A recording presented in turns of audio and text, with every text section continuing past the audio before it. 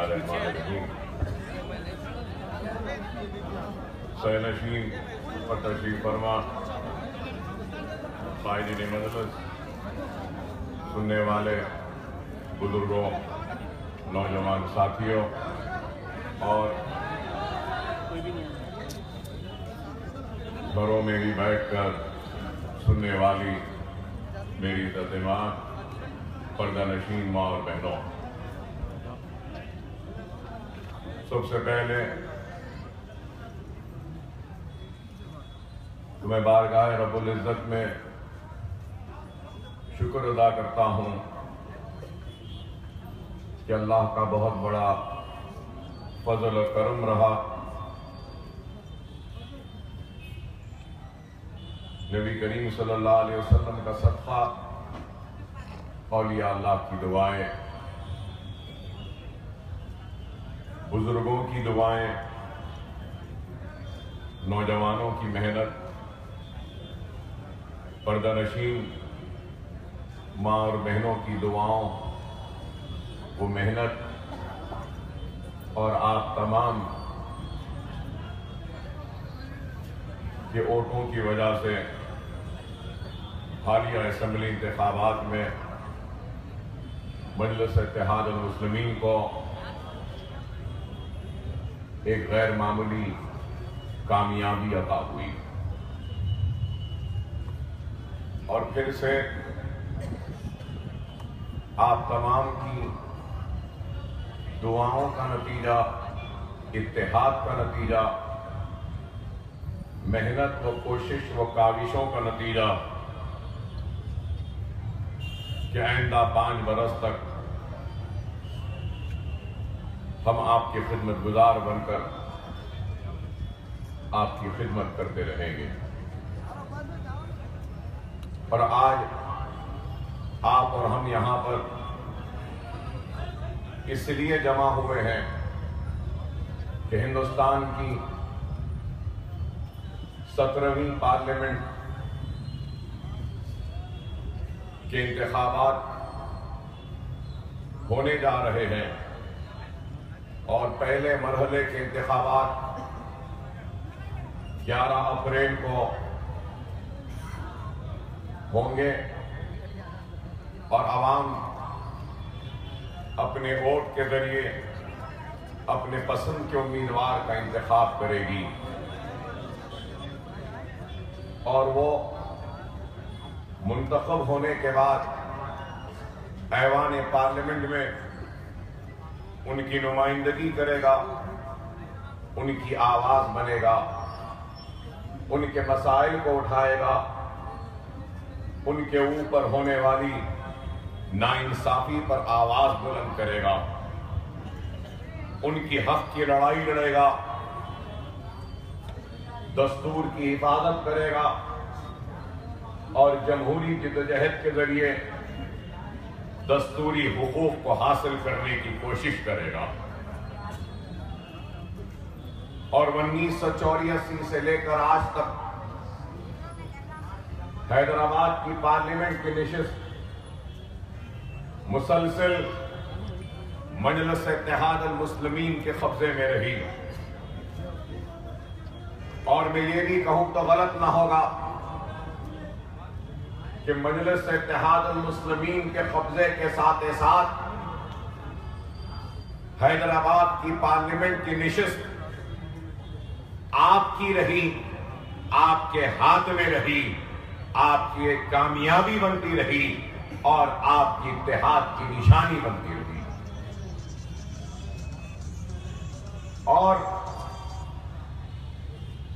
ये 17वीं पार्लिमानी इंतखाबात अपने आप में एक मुनफरिद इंतखाब है।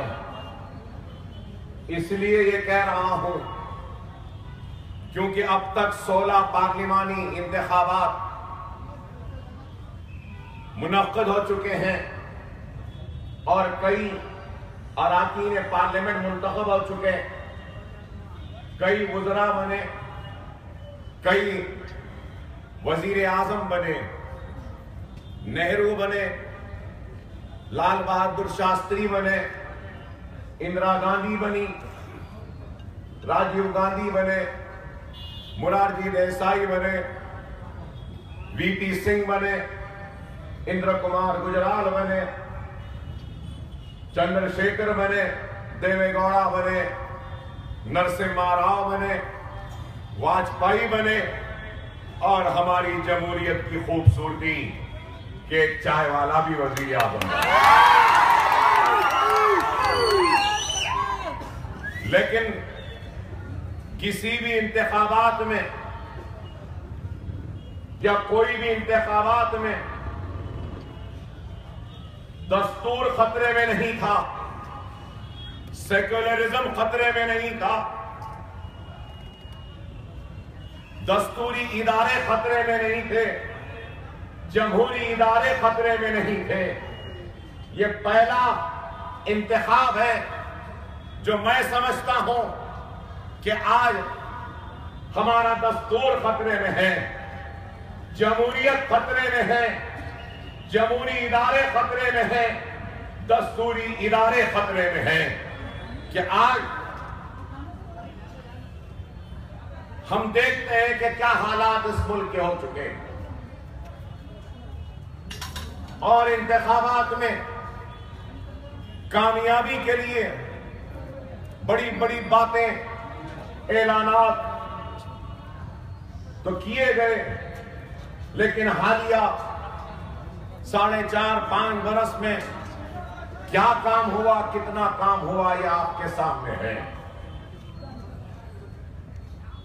मैं याद दिलाना चाहूंगा कि 2014 के इंतखाबात से पहले जब भारतीय जनता पार्टी ने गुजरात के चीफ मिनिस्टर उस वक्त के नरेंद्र मोदी को वजारत उज़्मा के उम्मीदवार का ऐलान किया, तो उस वक्त मजलिस इत्तेहाद अल मुस्लिमीन ने कहा कि क्या काबिलियत है इस शख्स में, क्या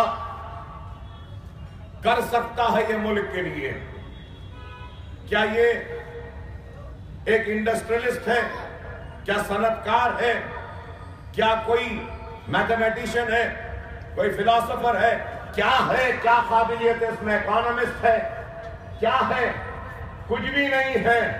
इस शख्स में अगर कोई तमगा है तो वह तमगा यही है कि 2002 के गुजरात के फिसादात में अपनी नाहली व नाकामी के जरिए मासूम लोगों की जिंदगियों में एक तूफान बर्पा किया और फिसादात के जरिए कई इज्जतों को लुटता हुआ देखा, इस्मतों को लुटता हुआ देखा, कई कोट को वीरान होता हुआ तमाशाई बनकर देखा, तो कई बस्तियों को उजड़ता हुआ तमाशाई बनकर, खामोश बनकर देखता रहा। ये कुछ नहीं कर सकता। और जब हमने इल्जाम लगाया तो हमारे इल्जाम, हमारे तनकीद को ये कहकर नजरअंदाज किया गया कि इनकी नफरत है, ये मोदी को नहीं चाहते इसलिए ये बात कह रहे हैं। लेकिन हम जानते थे कि ये कुछ नहीं कर सकता और कुछ नहीं किया। गुजरात मॉडल की बात की, क्या गुजरात तरक्की याफ्ता स्टेट बन गया? क्या गुजरात की तरह का हिंदुस्तान हुआ? क्या हाल है गुजरात का? अरे जिस गुजरात के 12 बरस ये नरेंद्र मोदी चीफ मिनिस्टर रहे, उस गुजरात में कितने रेप्स होते हैं? सारे हिंदुस्तान में सबसे ज्यादा रेप अगर होते हैं तो वह गुजरात में होते हैं। और गरीबी की सतह से नीचे जिंदगी गुजारने वाले 31 लाख खानदान हैं। गुजरात में तरक्की क्या हुई? सिर्फ एक दिखावा था, एक झूठ थी, एक तस्वीर थी। 2014 में मुझे याद है, मैंने मुंबई में भी तकरीर की तो उस वक्त यही कहा कि आज जो लोग मोदी मोदी मोदी पुकार रहे हैं, ये कोई काम करने वाला लीडर नहीं है, ये कोई तरक्की देने वाला लीडर नहीं है, ये सिर्फ बातें कर रहा है, ये एक मार्केटिंग की स्ट्रैटेजी है, एक कामयाब मार्केटिंग किया जा रहा है एक नाकाम प्रोडक्ट का। और मैंने ये भी कहा था कि ये मेड इन चाइना जैसा जो माल होता है ना, वैसा है ये, बिल्कुल खत्म हो जाएगा, नाकाम हो जाएगा, जल्दी बेकार हो जाएगा। और आज क्या ये हकीकत नहीं है कि 5.5 बरस में क्या किया? अगर मैं इंतखाब लड़ता हूं या मेरे हल्के से इंतखाब लड़ा तो मैंने अपनी कारकर्दगी को पेश किया, अवाम के सामने मैंने बताया कि मैंने ये काम किया, मैंने ये काम किया, मैंने ऐसे काम किया, मैंने ये काम किया, सारी तफसीलात को मैंने अवाम के सामने रखा और उसके बाद अवाम ने मुझे वोट दिया। लेकिन आज जब हम नरेंद्र मोदी के खुतबात को सुनते हैं तो क्या है? कुछ भी नहीं है। रिपोर्ट कार्ड कहां है? तुमने क्या कामयाबियां हासिल की? तुमने क्या तरक्याती सरगर्मियां की? बताओ। लेकिन आज इनके पास कुछ नहीं है, सिर्फ बातें। स्मार्ट सिटी का वादा किया, क्या स्मार्ट सिटी आई हिंदुस्तान में?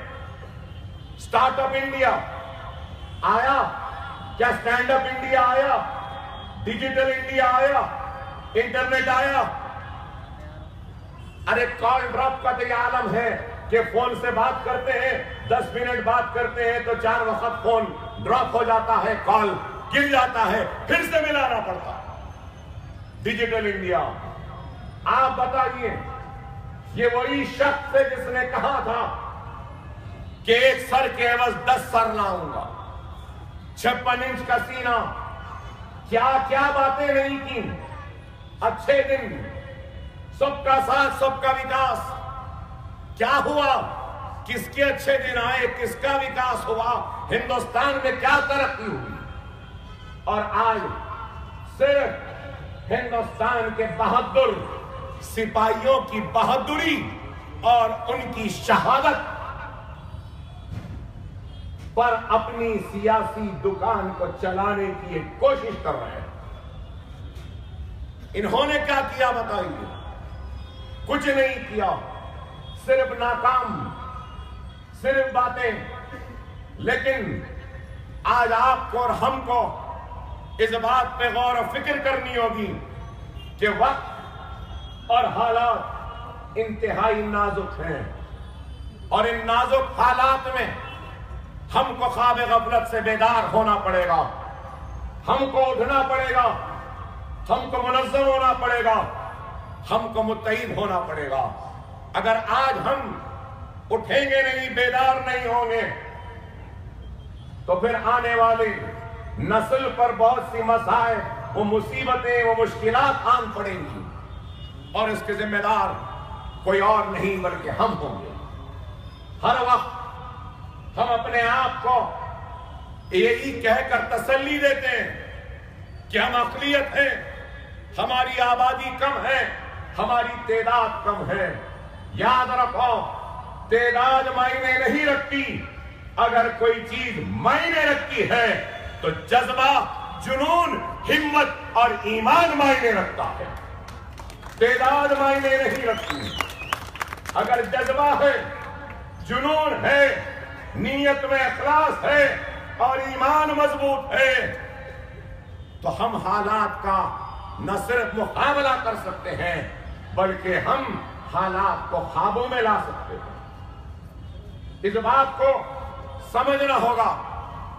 अगर आज हम नहीं समझेंगे तो फिर किसी शायर ने क्या खूब कहा कि लम्हों ने खता की थी, सदियों ने सदा पाई। आज वक्त नाजुक है, इसलिए मैं कह रहा हूं कि नरेंद्र मोदी के इख्तिदार पे आने के बाद से लेकर आज तक देखिए, अगर किसी को सताया गया, किसी को मारा गया, किसी पर जुल्म हुआ तो वो मुसलमान है और दलित है। क्या इस हकीकत से कोई इनकार करेगा कि इख्तिदार मिला, विज़ारत उज़्मा के ओहदे पर आए, आते के आते क्या हुआ? लब जिहाद, घर वापसी, रामजादे फुलाजादे, मुसलमानों के रगों में राम का खून, ये सब बातें की गई। इख्तिदार पर आने के बाद अपने पालखड़ों के जरिए इन्होंने इस मुल्क में अदम इस्तेकाम और एक खौफ का माहौल पैदा करने की कोशिश की। मुल्क उस वक्त तक तरक्की नहीं कर सकता जब तक कि मुल्क के हर शहरी को मुल्क की तरक्की का हिस्सेदार न बनाया जाए। मुल्क खुशहाल उस वक्त तक नहीं हो सकता जब तक कि मुल्क में रहने बसने वाला हर शहरी खुशहाली का हिस्सा न बने। लेकिन इन्होंने एक अलग ही सियासत रखी। लब जिहाद के नाम पर किसको मारा? मुसलमानों को मारा। घर वापसी के नाम पे किसको मारा? मुसलमानों को मारा। रामजादे फुलाजादे किससे कहा? मुसलमानों से कहा। मुसलमानों के रगों में राम का खून किसके लिए कहा? मुसलमानों से कहा। और फिर हुजूमी तशद्दुद के जरिए हमला किया तो किस पर किया? मुसलमानों पर किया। क्या हाल है बताइए? मुल्क हुजूम के हाथ में चला गया, हुजूमियों के हाथ में चला गया। हुजूमी तशद्दुद का शिकार मुल्क हो रहा है। नफरत अंगेज हुजूमी तशद्दुद में 30 अफराद का कत्ल हुआ। क्या यह मामूली बात है? 30 लोगों को मारा गया। अखलाक का कत्ल, नुमान का कत्ल, साहिब का कत्ल, हाफिज का कत्ल, जुनैद का, रकबर का, अलीमुद्दीन अंसारी का, पहलू खान का और दीगर ऐसे कई नाम हैं। घरों में घुसकर मारा गया। घरों में घुसकर। अरे गौर करो, समझो मैं जो बात कहना चाह रहा हूं। 70 वर्ष की आजादी के तारीख में हिंदुस्तान का कोई चप्पा ऐसा नहीं बचा जहां पे फिसादात के जरिए हमारे खून को नहीं बहाया गया। अगर अल्लाह हिंदुस्तान की जमीन वो कंकर को जबान देगा तो वह कंकर शहादत देगी और कहेगी कि हां, मैं गवाह हूं कि मुझ पर कभी मुसलमान का खून गिरा था।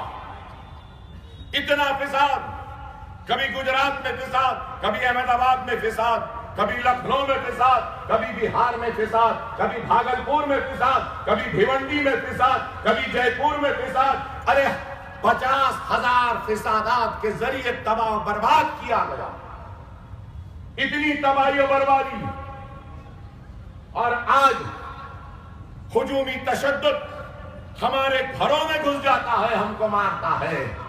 मैं पूछना चाहता हूं यहां मौजूद मेरे अपनों से, मेरे अपने भाइयों से बड़े दर्द के साथ, बड़े कर्ब के साथ, बड़े अफसोस के साथ कहने पर मजबूर हो कि आज जानवर की जान की कीमत है लेकिन मुसलमान की जान की कीमत नहीं है। क्या मैं पूछना चाहता हूं, क्या हमारी जान, हमारी जिंदगी जानवर से भी कम हो गई, बदतर हो गई? कि गाय के नाम पर हमको मारा जाता है, घरों में घुसकर गोबर खिलाया जाता है। हरियाणा में मुसलमान नौजवान को जबरदस्ती गोबर खिलाया गया। 2 मुस्लिम लड़कियों की इस्मत रेजी की गई हरियाणा में। यही भारतीय जनता पार्टी वालों ने कश्मीर में एक 8 साला लड़की को मंदिर में रेप किया। क्या यह हिंदुत्व है? क्या ऐसा हिंदू राष्ट्र चाहते हैं? मैं पूछना चाहता हूं, बीजेपी, आरएसएस, बजरंग दल, संघ परिवार वालों को मंदिर में इस्मत लूटते हो और लूटने वालों को बचाते हो। अखलाक के घर में घुसकर मारे और फिर गिरफ्तार हुए। एक आदमी, एक लड़का जो गिरफ्तार होता है, जेल में मर जाता है तो उसके जनाजे पर तिरंगा झंडा डाला जाता है और मरकजी वजीर उस मरने वाले के घर पर जाते हैं। क्या ये दिन है अच्छे? क्या इसको अच्छे दिन बोलेंगे? हुजूमियों के हाथ में आ गया। ठीक है, चलो मान लेता हूं थोड़ी देर के लिए कि जानवर की जान भी जान है, लेकिन क्या इस मुल्क में कानून नहीं? क्या इस मुल्क में पुलिस नहीं? अगर जानवर को नहीं मारना है और मारा गया तो कानून है, पुलिस है, कानून सजा दे। हुजूम कैसे सजा दे सकता है? क्या मुल्क हुजूमियों के हाथ में आ गया? हुजूमी तशद्दुद, गौ रक्षक के नाम पर ये बांकड़े पहलवान चड्डों में से मोड़े निकल गए, कमजोर पे जुल्म करते हैं। हैदराबाद में नहीं करते। क्यों नहीं करते? क्योंकि हम हैं, हमारी जमात है, हमारा इत्तेहाद है, हमारी जाबाजी है, हमारी हिम्मत है, हमारा सदर बैरिस्टर असदुद्दीन ओवैसी है।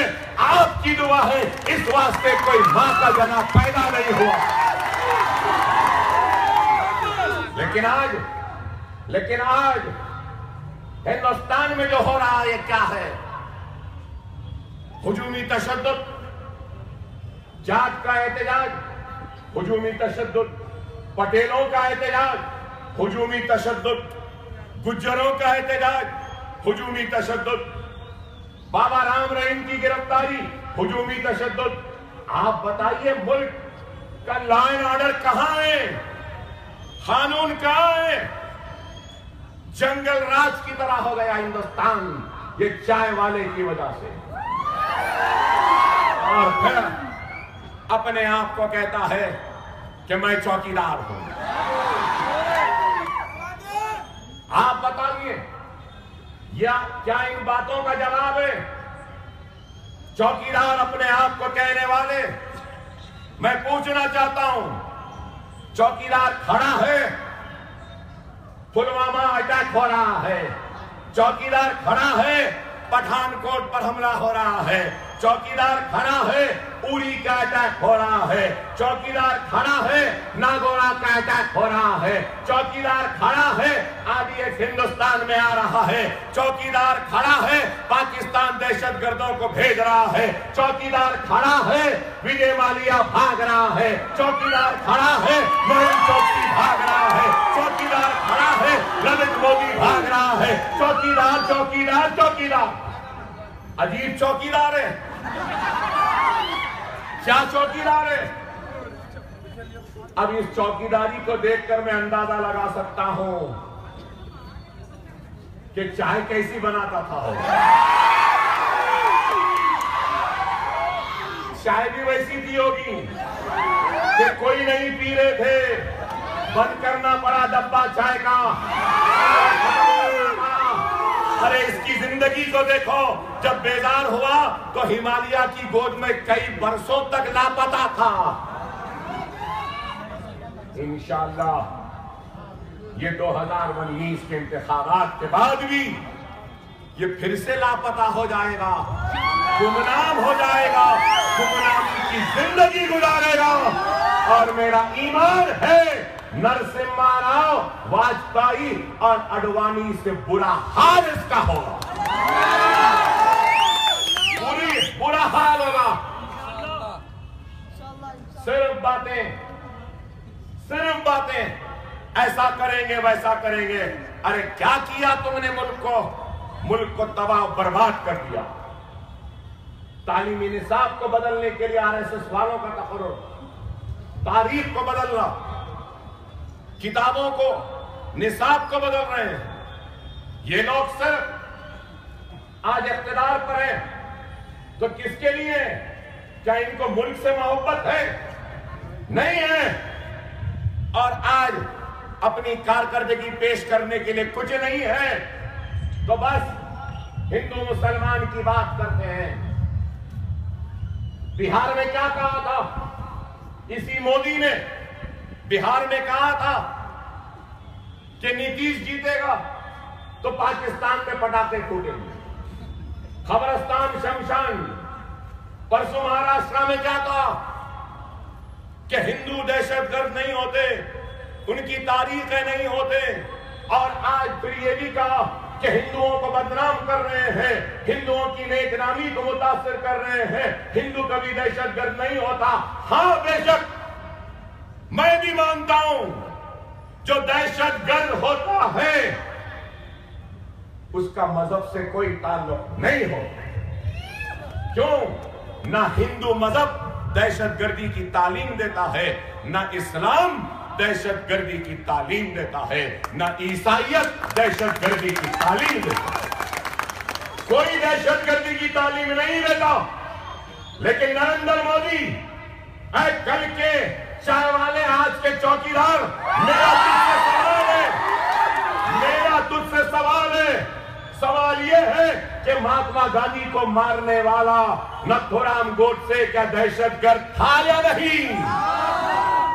उसका ताल्लुक किससे था? दुनिया जानती है, बोलने की जरूरत नहीं। बाबरी मस्जिद शहीद करने वाले क्या दहशतगर्द थे या नहीं?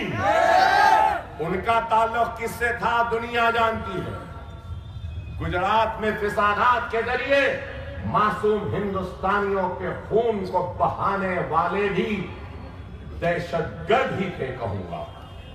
और उन दहशतगर्दों का किससे ताल्लुक, ये भी दुनिया जानती है, मुझे बोलने की जरूरत नहीं। लेकिन आज सिर्फ नफरत के जरिए मुल्क को बांटना चाहते हैं। कभी इंतखाब लड़ते हैं तो राम के नाम पर, तो कभी लड़ते हैं हिंदू राष्ट्र के नाम पर। तुम्हारे लिए, ये बीजेपी आरएसएस के लिए इनका एजेंडा क्या है? इनका एजेंडा यही है, हिंदू, हिंदू राष्ट्र, हिंदुत्व। तो लोग पूछेंगे अकबर साहब आपका क्या है? मेरा ये है, हिंदुस्तान, हिंदुस्तान की तरक्की, हिंदुस्तानियों की खुशहाली, हम ये कहते हैं। लेकिन इनका क्या है? बस सिर्फ हिंदू, हिंदुत्व, हिंदू राष्ट्र। सिर्फ हिंदू, हिंदुत्व, हिंदू राष्ट्र बोलने से मुल्क की बेरोजगारी दूर नहीं होगी। सिर्फ हिंदू, हिंदुत्व, हिंदू राष्ट्र कहने से भूख नहीं मिटेगी। सिर्फ हिंदू, हिंदुत्व, हिंदू राष्ट्र कहने से बेरोजगारों को रोजगार नहीं मिलेगा। आज इस मुल्क को क्या चाहिए? इस मुल्क को खुशहाली चाहिए, इस मुल्क को तरक्की चाहिए, इस मुल्क से बेरोजगारी को दूर करने का कोई प्रोग्राम होना चाहिए। बड़ी बड़ी बातें, 2 करोड़ नौकरियां क्या दिए? 15 लाख अकाउंट में क्या आए? किसानों की खुदकशी क्या रुकी? क्या तेल की कीमत कम हुई? क्या पेट्रोल सस्ता हुआ? क्या डीजल सस्ता हुआ? क्या अनाज सस्ता हुआ? क्या गैस सस्ती हुई? क्या रुपये की कदर बढ़ी? डॉलर बढ़ रहा है, रुपया गिर रहा है, और ये सिर्फ बातें कर रहा है। डिमोनेटाइजेशन, नोटबंदी, पूरा हिंदुस्तान कतार में खड़ा है। हम अपने पैसों के लिए लाइन में खड़े हैं। हम अपना पैसा अपने अकाउंट से नहीं निकाल सकते। घर में बीमार है, पैसा नहीं निकाल सकते। घर में मैयत हो गई, पैसा नहीं निकाल सकते। घर में शादी है, पैसा नहीं निकाल सकते। नहीं, काला धन आएगा, दहशतगर्दी खत्म होगी, डिजिटल मनी होगा, नक्सलवादी खत्म होगा। क्या दहशतगर्दी खत्म हुई? क्या नक्सलिज्म खत्म हुआ? क्या डिजिटल हुआ? क्या ब्लैक मनी नहीं आया? पूरा का पूरा पैसा आ गया। उल्टा क्या हुआ? 2000 की नोट ला लिए। पहले 500 की नोट थी, अगर 4-5 लाख रुपए लिए तो इतनी गड्डी दिखती थी, समझ में आ जाता था। लेकिन अब 2000 की नोट की वजह से 10 लाख रुपए आसानी से जेब में आ जा रहे हैं। आप बताइए कैसी हुक्मरानी? जीएसटी की बात कही, जीएसटी सब पे बोझ, हर आदमी परेशान, कारोबार करने वाले परेशान। अरे आप बताइए कि मुल्क का तमाशा हो गया। आज कहां जा रहा है मुल्क? मुल्क की फिक्र नहीं, मुल्क किस तरफ जा रहा है फिक्र नहीं। इतने बड़ी बड़ी कंपनियां जो हुकूमत की थी आज वो खसारे में आ गई है। और सिर्फ क्या करे, 4.5 बरस में गुजरात के चीफ मिनिस्टर थे तो गुजरात के खत्म आम और फिसादात के बाद अमेरिका वीजा नहीं दिया, इंग्लैंड भी वीजा नहीं दिया, यूरोप नहीं दिया, कोई नहीं दिए। वजीर आजम बनते ही नए फकीर को भीख की जरूरत, नागीदे को मदीना मिला, फातिहा देने मुल्ला नहीं मिला, ये बस निकल गया। आपको याद होगा हर 4 दिन बाहर निकल रहा, कभी इधर कभी उधर, कभी लंदन कभी अमेरिका, 52 ममालिक को घूमता रहा, फिरता रहा। क्या नहीं फिरा? 92 कंट्रीज का सैर किया, तफरीह की। 92 ममालिक, 52 ममालिक पर खर्चा कितना आया? खर्चा 2000 चिल्लर करोड़ रुपया खर्च हुआ इनकी सैर और तफरीह के लिए। ये अमेरिका जा रही, नाचने वाले भी जा रहे, गाने वाले भी जा रहे, गाने वाले भी जा रहे। क्या नहीं गए? नहीं देखे आप? जहां इनकी तकरीर उससे पहले नाच हो रहा, गाना हो रहा, बाजा हो रहा। क्या तमाशा है बताइए। मुझे देखकर हैरत हुई। ये जितना हिंदुस्तान से बाहर फिरे ना, कितने दिन फिरे? 180 दिन बाहर घूमता रहा। और जुमला और सफर में जो दिन गुजारे वो 452। और फिर नॉन ऑफिशियल वर्क बोलकर बाहर गए, उसमें 101 दिन। मतलब जुमला 2200 दिनों में से 2200 दिनों में से 1600 दिन ये जुमला जो थे ये सिर्फ ऑफिस में रहे। दफ्तर में कितने दिन रहे? 1600 दिन। और बाहर घूमते फिरते कितने दिन रहे? 600 दिन। मतलब ये कि 40% दिन घूमने फिरने मौज मस्ती में गुजरे। तो मट्ठी मुल्क तरक्की करेगा। आप गौर करो, बस घूम रहा है फिर रहा है तो क्या मुल्क तरक्की करेगा? पुलवामा का अटैक हुआ, ये कहां थे? उत्तराखंड में रिजर्व फॉरेस्ट में तस्वीर खिंचाई कर रहे थे, तस्वीर खिंचा रहे थे, अपनी वीडियोग्राफी कर रहे थे। दिन में 2 टाइम औरतों से ज्यादा मेकअप में वक्त गुजरता है तो 3 टाइम घर बदलता है। फिर कहता है मैं चौकीदार, मैं चाय वाला। क्या चौकीदार, क्या चाय वाला? 15 लाख का सूट पहन रहा है। क्या हर चाय वाले का नसीब ऐसा होता है जैसा इस चाय वाले का है? सिर्फ बेवकूफ बनाना, बस एक्टिंग करना। हिंदुस्तान में बड़े बड़े अदाकार गुजरे, पृथ्वीराज कपूर, यूसुफ खान, दिलीप कुमार, अमिताभ बच्चन, शाहरुख खान, आमिर खान, बड़े बड़े एक्टर। मैं कहूंगा ये बड़े बड़े एक्टर छक मराना इस एक्टर के सामने। ऐसा बड़ा एक्टर, इतनी बड़ी अदाकारी, कैसी अदाकारी? अरे बड़े बड़ी बातें करते हैं, बड़ी बड़ी बातें, बड़े बड़े दिखावे। डिमोनेटाइजेशन के वक्त सिर्फ सस्ती शोहरत के लिए अपनी ज़ईफ मां को खतार में खड़ा करने वाला ये नाहिल बेटा है, कहूंगा उस बेचारी मां का। अगर मेरी मां मुझसे बोले अकबर मुझे पैसा होना है, मुझे पैसे की जरूरत है, मुझे बैंक लेके चलो, तो मैं कहूंगा अम्मी जान आपको आने की जरूरत नहीं है, आप घर में रहिए, मैं बैंक जाता हूं, कतार में खड़े रहूंगा, पैसा निकाल के मैं आपके कदमों में लाके डालूंगा, आपको बैंक जाने की जरूरत नहीं। मगर ये दिखावे के लिए ये भी करता। अरे आप बताइए, आज बड़ी तकलीफ होती है भारतीय जनता पार्टी वालों को कि अकबरुद्दीन ओवैसी जो चाहे बोलता है। अरे मैं जो चाहे बेशक बोलता हूं, गलत नहीं बोलता हूं, हक बोलता हूं, झूठ नहीं बोलता हूं, सच बोलता हूं। लंदन गए, अमेरिका गए, 92 ममालिक गए ना ये? एक भी फॉरेन ट्रिप में इनकी बेगम, इनके शरीके हयात, इनकी बीवी नजर आई? कभी साथ में थी? मैं पूछना चाहता हूं, कल के चाय वाले, आज के चौकीदार, आपकी बीवी कहां है? किधर है? क्यों आपके साथ नहीं है? क्यों प्राइम मिनिस्टर हाउस में नहीं रहती वो? और बड़ी बातें, बेटी पढ़ाओ, बेटी बचाओ, मुस्लिम खवातीन को हक दूंगा, तलाक सलासा। अरे पहले अपने घर में अपने बीवी को उसका हक दे दे चाय वाले, और अपनी बीवी को धरने वाले वो नहीं करेंगे। मजलिस सबके लिए लड़ रही है।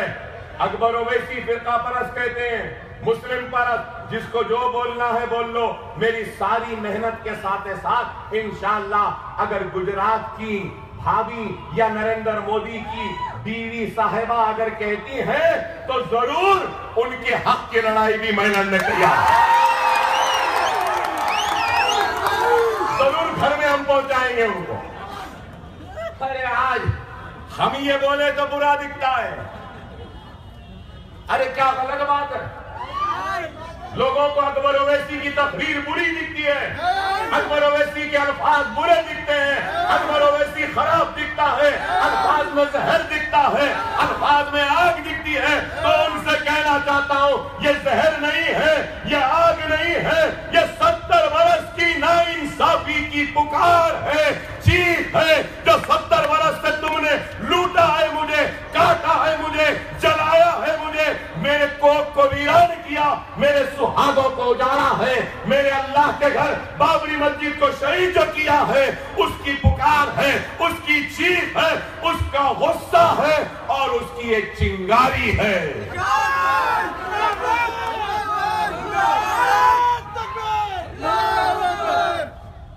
जुल्म पे जुल्म करेंगे और हम आह भी ना करें। आह करते हैं तो हो जाते हैं बदनाम, और वो कत्ल भी करते हैं तो चर्चा नहीं होता। क्या मुझे अपने जख्म पे आह करने का भी इख्तियार नहीं? क्या मेरी लुटी हुई इस्मत पर रोने का हक नहीं? जले हुए आशियानों पर देखकर तड़पने का हक नहीं? मेरे यतीम बच्चों को देखकर क्या रोने का हक नहीं, चीखने का हक नहीं? जरूर चीखूंगा, चिल्लाऊंगा, लड़ूंगा। आज एक एमपी है हमारा, 500 चिल्लर में एक है, वो एक अकबरुद्दीन ओवैसी की जान है, अकबरुद्दीन ओवैसी की शान है, हैदराबाद की नाक है, आपकी पहचान है, आपका गुरूर है, आपकी दुआओं का नतीजा है। मेरी मुराद बैरिस्टर असदुद्दीन ओवैसी से है।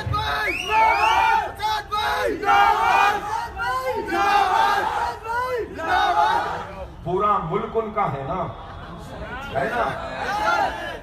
पूरे एमपी उनके है ना? 500 चिल्लर में एक है तो वो एक भी बर्दाश्त नहीं। एक से इतना डर क्यों? एक से इतना खौफ क्यों? एक बर्दाश्त नहीं क्यों? अरे हम तो तुमको 70 बरस से बर्दाश्त करते आए ना। तुम्हारा हर जुल्म बर्दाश्त करें, तुम्हारी हर ज्यादती को बर्दाश्त करें, और तुमको हमारा एक एमपी बर्दाश्त नहीं। तो क्यों? क्योंकि एक 500 पे भारी है और ये हक है। एक छोटी सी चिंगारी है लेकिन आग को भड़काने की ताकत रखती है ये चिंगारी, इसलिए उनको बर्दाश्त नहीं है। एक क्या इस बात से कोई इनकार कर सकता है कि चाहे कोई भी बहस होने दो, पार्लियामेंट में खड़े रहकर बेबाकी के साथ जुर्रतमंदी के साथ, हिम्मत के साथ मुदल्लिल बहस करता है तो वो कोई और नहीं, आपका हमारा हर दिल अजीज कायद सदर मजलिस नकीब मिल्लत बैरिस्टर असदुद्दीन ओवैसी है। अरे यहां इस बस्ती में आपके दरमियान में खड़े रहकर तकरीर करना आसान है, जो चाहे बोलना आसान है, लेकिन उस ऐवान पार्लियामेंट में 500 चिल्लर के दरमियान में शेरवानी पहना हुआ एक मोमिन, एक मुसलमान, सर पे टोपी पहना हुआ मुसलमान, चेहरे पे सुन्नत पाला हुआ मुसलमान खड़े रहकर चाय वाले को ललकार रहा है, जालिमों को ललकार रहा है, अपनी हक की आवाज बुलंद कर रहा है। मैं समझता हूं कि ऐसे मर्द मुजाहिद, ये जो हमारा मर्द मुजाहिद है, ऐसा मर्द मुजाहिद हिंदुस्तान में नहीं है जो हैदराबाद में है।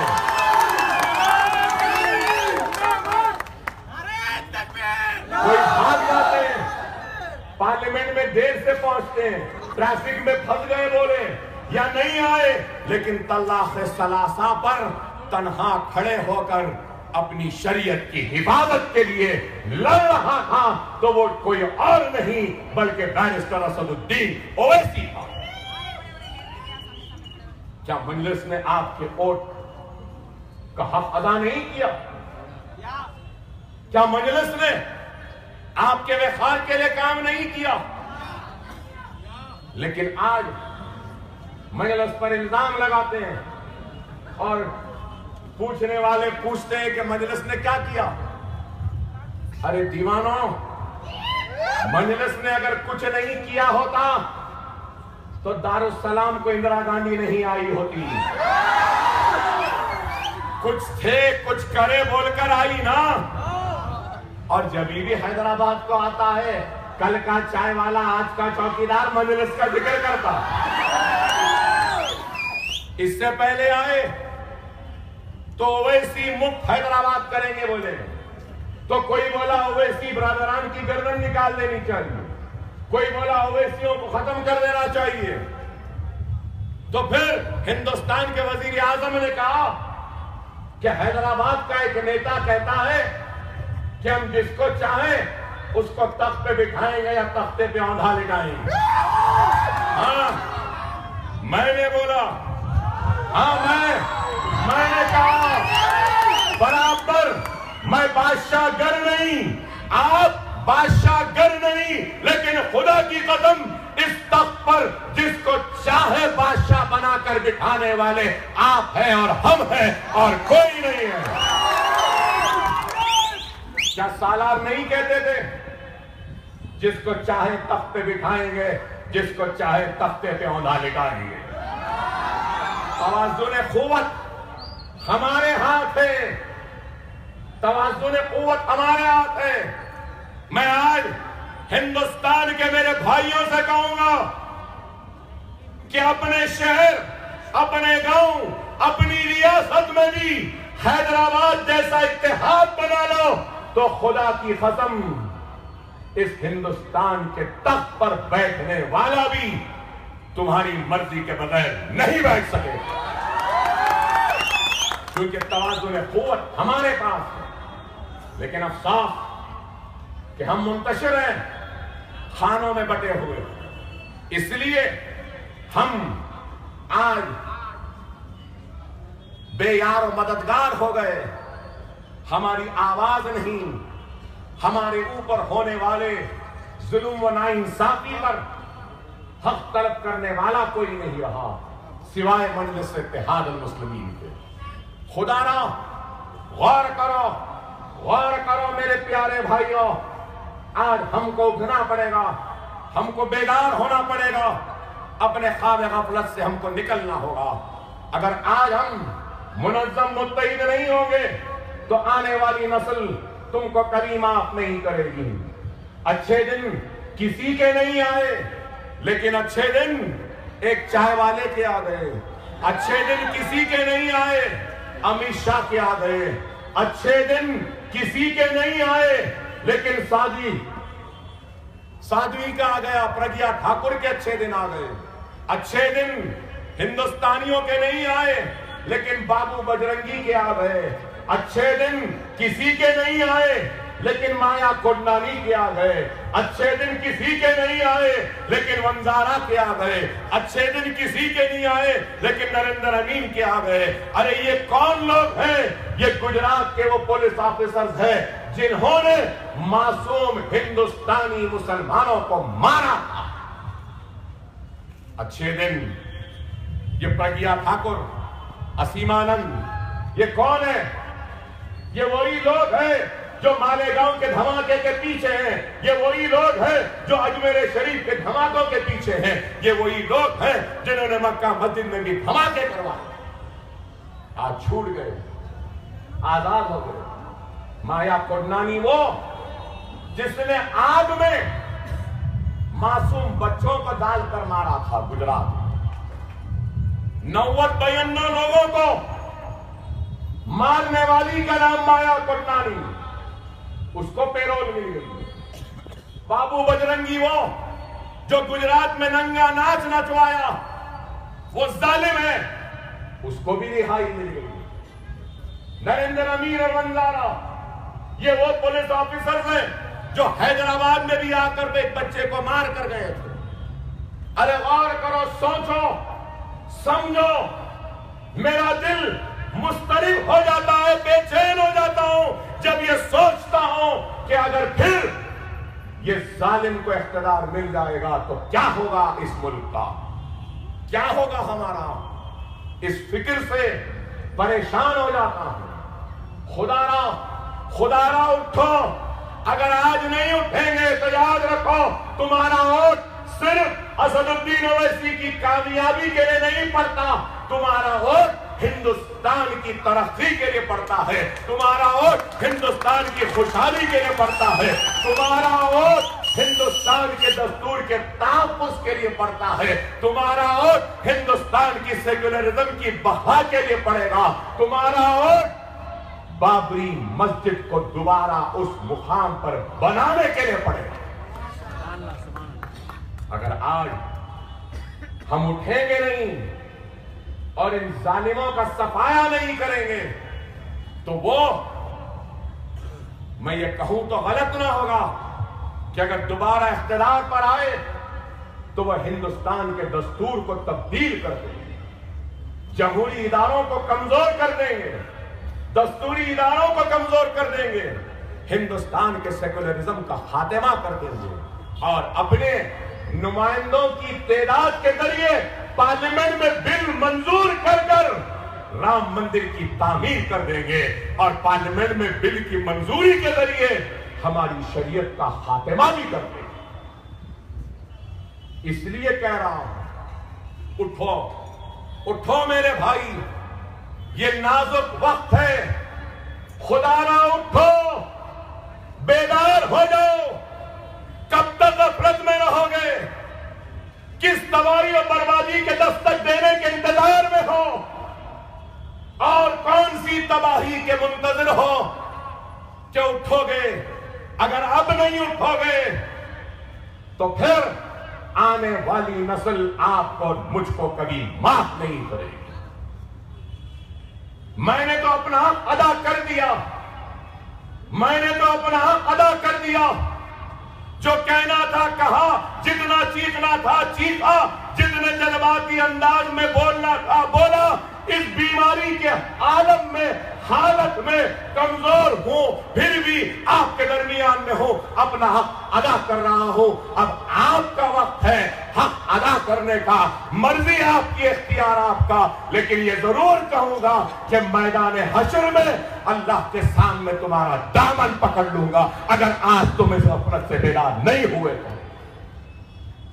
मैंने तो अपना हक अदा कर दिया। हकीम पेट से, इस मुकाम से, हिंदुस्तान के जिस कोने तक भी मेरी आवाज पहुंच रही है, अहले दिल तक पहुंच रही है, तो अहले दिल वालों, ये अकबर ओवैसी की इल्तिजा सुन लो, दरखास्त सुन लो, मेरी तलब को सुन लो। तुम जहां कहीं भी हो, हिंदुस्तान के जिस कोने में हो, उड़ जाओ और इन जालिमों को, इस बीजेपी को शिकस्त दे दो, उनको शिकस्त दे दो, उनको शिकस्त दे दो, उनको नाकाम कर दो, उनका सफाया कर दो। यही दर्दमंदाना अपील है मेरे अपनों से। खुदारा वक्त की नजाकत को महसूस करो। अगर नहीं करेंगे मेरे भाई तो फिर हमारी दास्तान तक ना होगी, दास्तानों में। खुदारा उठो, बहुत नाजुक वक्त है, बहुत नाजुक वक्त है। तुम्हारा एक एक वोट आज इस मुल्क के मुस्तकबिल को संवार सकता है। तुम्हारा एक एक वोट इस मुल्क के दस्तूर की हिफाजत कर सकता है। तुम्हारा एक एक वोट हिंदुस्तान के सेक्युलरिज्म को बचा सकता है। उठो, बेदार हो जाओ, वक्त और हालात की नजाकत को समझो। मजलिस इत्तेहादुल मुस्लिमीन एक ताकत का नाम, कोई जवाब दे या ना दे, 5 बरस से अगर पसंद परिवार बीजेपी आरएसएस का अगर कोई जवाब है तो वो मजलिस है, बैरिस्टर असदुद्दीन ओवैसी है या अकबरुद्दीन ओवैसी है। क्या हर महाज पर हमने इनका मुकाबला किया या नहीं किया, जवाब दिया या नहीं दिया?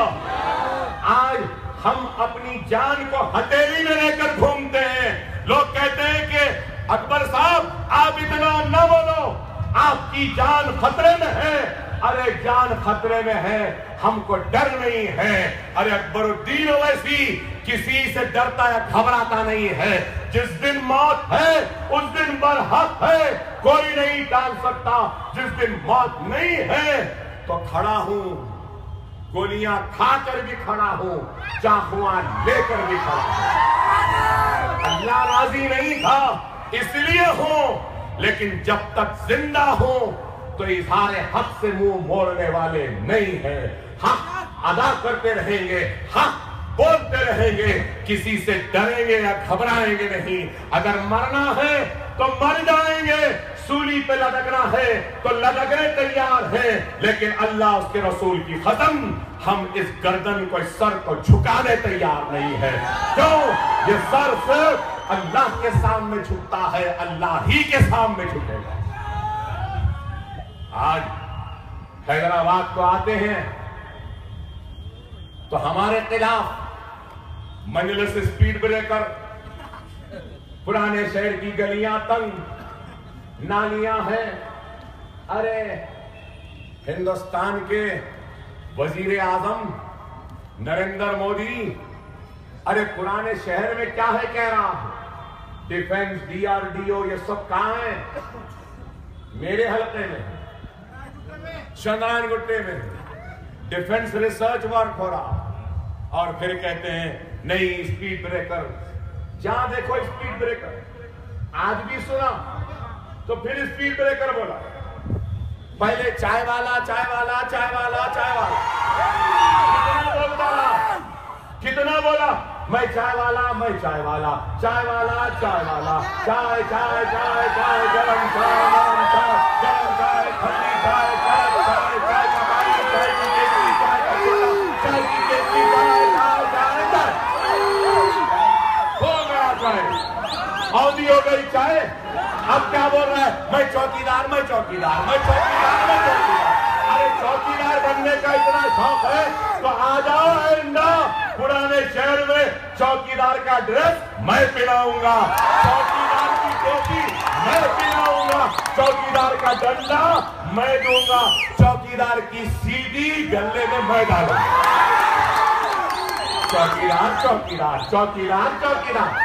आधार में बदलो ना चौकीदार लिखो, वोटर लिस्ट में चौकीदार लिखो, बच्चों के बर्थ सर्टिफिकेट पे चौकीदार लिखो, मैरिज सर्टिफिकेट पे चौकीदार लिखो, हर जगह चौकीदार, चौकीदार, चौकीदार।